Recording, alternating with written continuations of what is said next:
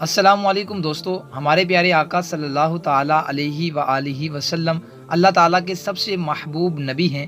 آپ صلی اللہ تعالیٰ علیہ وآلہ وسلم کی پیدائش اور زندگی مبارک کا ہر لمحہ معجزات خدا سے منور تھا، کیونکہ آپ صلی اللہ تعالیٰ علیہ وآلہ وسلم جیسا نہ کوئی آیا، نہ ہے اور نہ ہی آئے گا۔ حضرت حسان رضی اللہ تعالیٰ جو اسلام کے پہلے شاعر تھے، نبی صلی اللہ تعالیٰ علیہ وآلہ وسلم کی شان اقدس میں یہ نعتیہ کلمات پڑھتے تھے کہ حضور صلی اللہ علیہ وسلم آپ جیسا حسین و جمیل نہ کسی ماں نے جنا اور نہ ہی کوئی ماں جنے گی۔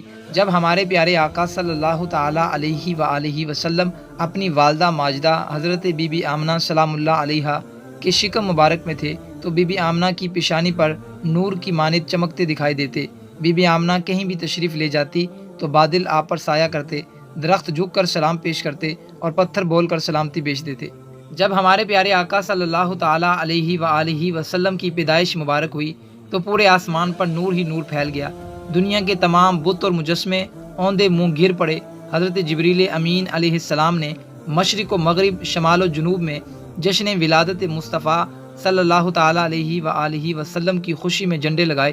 فرشتے آپ صلی اللہ تعالیٰ علیہ وآلہ وسلم کے استقبال کے لیے آسمانوں سے قطاروں کی شکل میں نازل ہوئے اور ہر اندھیرا اجالے میں تبدیل ہو گیا۔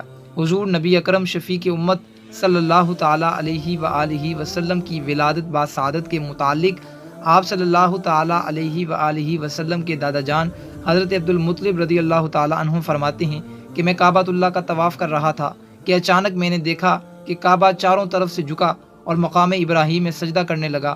اس دوران کعبے سے تکبیر کی صدائیں سنائی دے رہی تھی۔ پھر میں نے دیکھا کہ کعبہ سیدھا کھڑا ہوا اور اس سے آواز آئی، سب تعریفیں اس اللہ کے لیے ہے جس نے مجھے محمد صلی اللہ تعالیٰ علیہ وآلہ وسلم کے ساتھ مخصوص فرمایا۔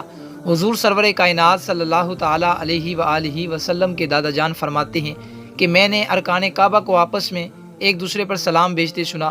جب میں باب صفا سے باہر کی جانب گیا تو زمین کی ہر چیز مجھے تکبیر و حمد کرتے دکھائی دی۔ پھر میں نے یہ آواز سنی، قد جاءکم رسول اللہ، یعنی تمہارے پاس رسول اللہ صلی اللہ تعالیٰ علیہ وآلہ وسلم تشریف لے آئے ہیں۔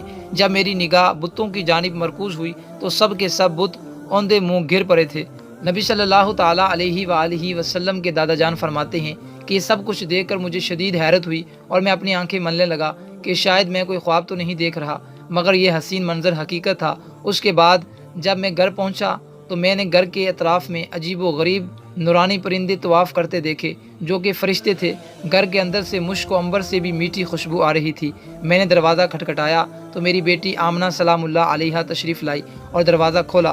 حضور سرور کائنات صلی اللہ تعالیٰ علیہ وآلہ وسلم کی والدہ ماجدہ حضرت بی بی آمنہ سلام اللہ علیہا کی پیشانی پر ایک نور چمکتا دکھائی دیتا تھا۔ حضرت عبد المطلب رضی اللہ تعالیٰ عنہ فرماتے ہیں کہ میں نے دیکھا کہ بی بی آمنہ کے چہرے پر کوئی ضعف یعنی کمزوری وغیرہ کا اثر نہیں تھا اور بی بی آمنہ کی پیشانی پر جو نور چمکتا دکھائی دیتا تھا وہ نظر نہ آیا۔ حضرت عبد المطلب رضی اللہ تعالیٰ عنہ نے پوچھا، بیٹی آمنہ تمہاری پیشانی پر نور کہاں ہے؟ تو بی بی آمنہ سلام اللہ علیہا فرمانے لگی، اے میرے ابا جان، اب سے کچھ دیر پہلے میں نے ایک بچے کو جنم دیا ہے، وہ نور میرا بیٹا ہی تھا جو اب دنیا میں تشریف لا چکا ہے، اس لیے پیشانی پر وہ نور دکھائی نہیں دے رہا۔ حضور سرور کائنات صلی اللہ تعالیٰ علیہ وآلہ وسلم کی پیدائش ایک معجزہ تھی۔ ہمارے پیارے آقا صلی اللہ تعالیٰ علیہ وآلہ وسلم کی جب پیدائش ہوئی تو آپ بالکل پاک صاف اور چمکتے ہوئے اس دنیا میں تشریف لائے۔ بی بی آمنہ سلام اللہ علیہا فرماتی ہیں کہ نبی صلی اللہ تعالیٰ علیہ وآلہ وسلم کی پیدائش کے بعد ایک غیبی آواز سنائی دی اور میں نے سنا کہ پکارنے والا کہہ رہا تھا کہ اس کا نام محمد صلی اللہ تعالیٰ علیہ وآلہ وسلم رکھنا۔ یہ بچہ وہی ہے جس کا ساری دنیا کو انتظار تھا، جو دنیا کے اندھیروں اور کفر و جہالت کا خاتمہ کرے گا۔ یہ بچہ وہ آخری نبی ہے جس کی تشریف آوری کی خبر تمام انبیاء کرام علیہم السلام دیتے رہے۔ اس کا نام آسمانوں پر محمود ہے، زبور میں ہادی اور انجیر میں احمد اور قرآن میں طٰہٰ، یاسین اور محمد صلی اللہ تعالیٰ علیہ وآلہ وسلم ہے۔